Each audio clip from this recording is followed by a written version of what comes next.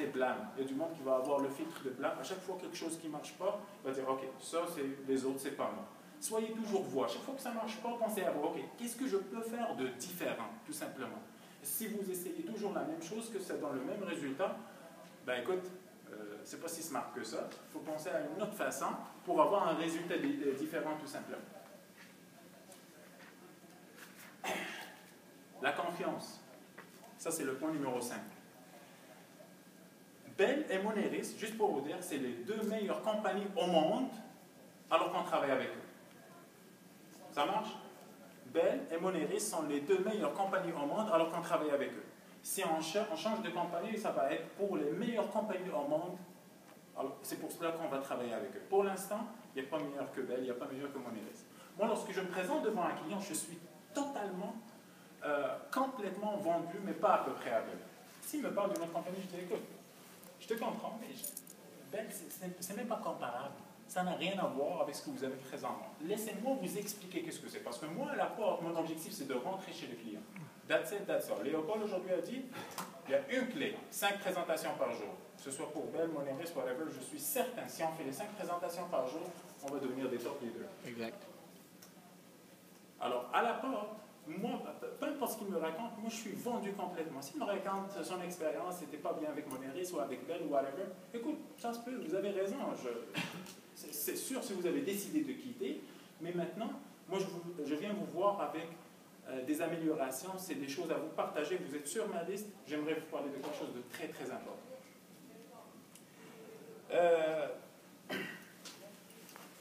La confiance, ça vient avec la répétition. Vous savez, c'est quoi la définition d'un expert? C'est qui peut me donner la définition d'un expert? Beaucoup d'expérience. Quelqu'un qui a beaucoup d'expérience, comment on peut avoir beaucoup d'expérience à faire quelque chose? Travailler beaucoup, pratiquer. Travailler beaucoup, pratiquer, exactement. Avec la pratique. On dit que en forgeant qu'on devient forgeron, right?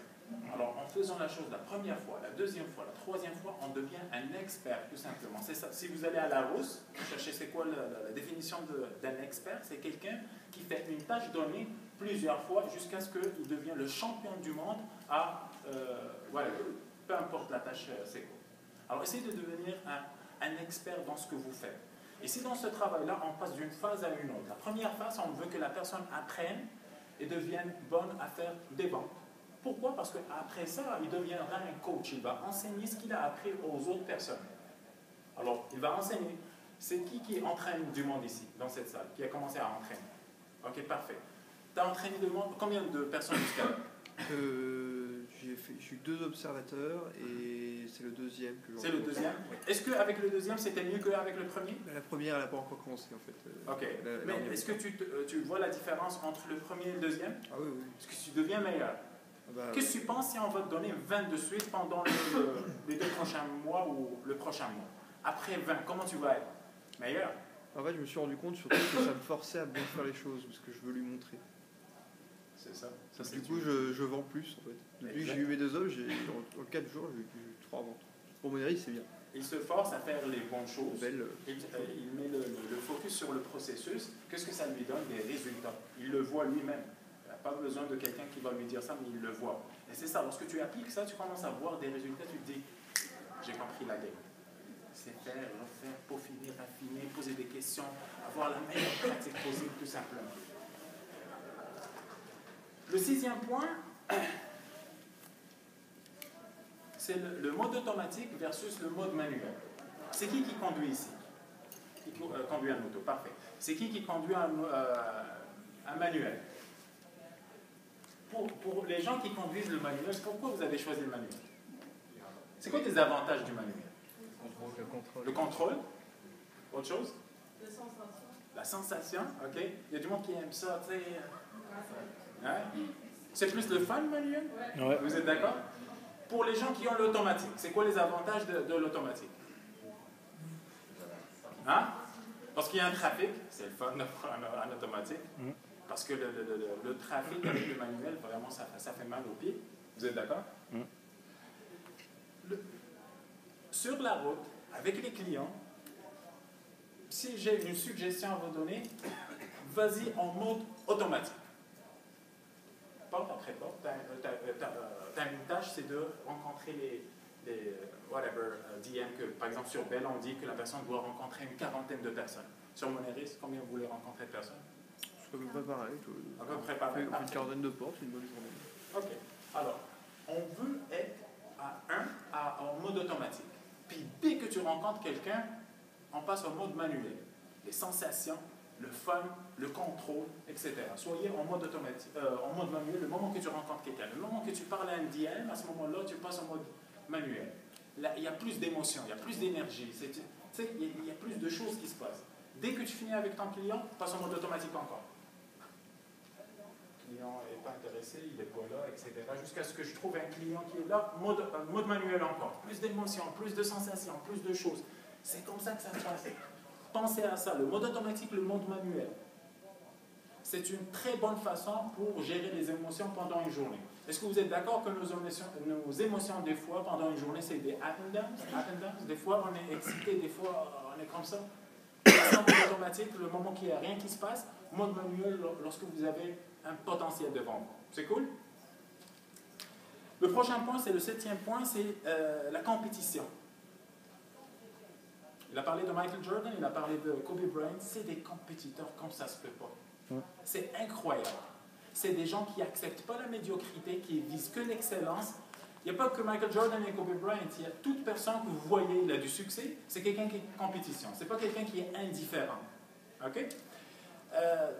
Moi, une chose, lorsqu'on avait commencé, on commençait à compétitionner déjà avec les gens avec qui on a commencé. Moi et Samy, admettons qu'on a commencé ensemble, on dit, OK, moi, mon objectif aujourd'hui, c'est de faire ça. Eux disent, moi, je vais faire un extra. Si tu veux faire 5 présentations, moi, je veux faire 6. OK? C'est des petites choses. Mon objectif avec lui, c'est que de jamais rater une journée. Exact. De jamais venir en retard. Puis on va voir, puis on va niaiser celui qui est venu en retard, whatever. Moi, je ne vais pas rater les samedis. Peu importe. On se compétitionnait sur les points de succès, sur le processus. Tout simplement pourquoi? Parce que si j'ai ces habitudes, je veux juste développer des habitudes de succès, puis ça donne des résultats en tout temps. On compétitionnait aussi avec d'autres bureaux. Je sais que, admettons que Maxime, il a commencé en même temps que moi, Luc, il a commencé en même temps que moi. Parfait, ce qu'on va faire, à chaque fois que je les rencontre dans un team day, dans un team night, dans une conférence comme ça, je dis, hey, t'es rendu où? Qu'est-ce que tu fais? Luc me dit, j'ai déjà 2 personnes dans mon équipe. OK? C'est quoi ta moyenne par semaine? Je suis à une moyenne de 20 par semaine. Moi, je vais me dire, comment ça? Moi, je suis à 10, et puis j'ai personne dans mon équipe. Il a commencé en même temps que moi. Ça veut dire, qu'est-ce qui se passe? On travaille sur le même programme. Est-ce qu'il a plus de volonté que moi ou comment ça se passe? Alors, je vais commencer à compétitionner avec du monde auquel je m'identifie, où on a commencé ensemble. Mais tu sais, la réelle compétition, c'est avec qui? Vous avez tous la bonne réponse. C'est contre nous-mêmes, tout simplement. Beat yourself. OK?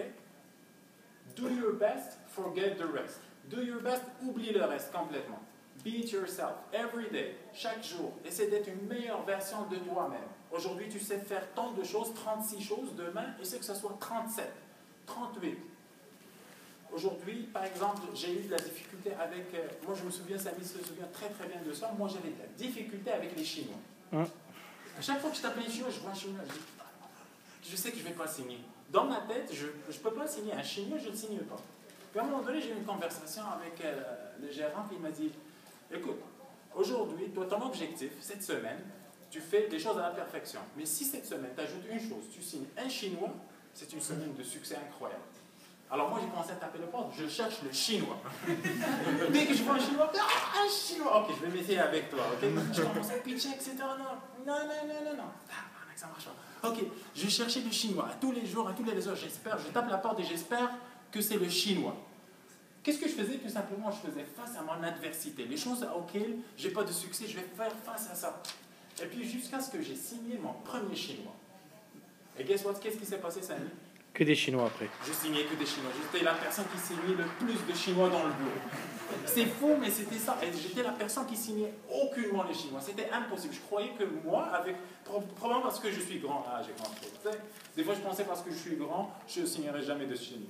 Mais la conversation que j'ai eue expliquée, Je dis, ok, parfait, je vais faire face à cette adversité, tout ça.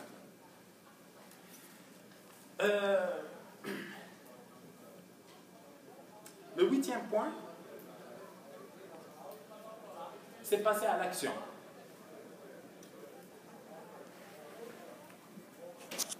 Passer à l'action par rapport à une chose. Je vais vous poser une question. Est-ce que vous savez où est-ce que vous êtes ranké, dans le standing, dans le classement? Il y a du monde qui le sait à toutes les semaines. Il sait exactement où est-ce qu'il se situe par rapport au bureau, où est-ce qu'il se situe par rapport à tous les représentants qui font le même programme que lui, que ce soit Moneris ou Bell ou autre. Il y a du monde qui est complètement indifférent. Il y a du monde, je vous le dis, il ne sait même pas s'il y a un classement ou pas. Ok. Une suggestion, il faut que tu saches exactement t'es où exactement. Et comme ça, tu beat yourself every week. Chaque semaine, tu es en train de vouloir marcher à une étape plus haut, tout simplement. Tu ne peux pas être indifférent par rapport à ça. Il faut que tu saches t'es où, t'es en quel classement. Est-ce que tu fais partie des meilleurs, des moyens, des pires? Vise l'excellence. Condamne toi-même à l'excellence. Si tu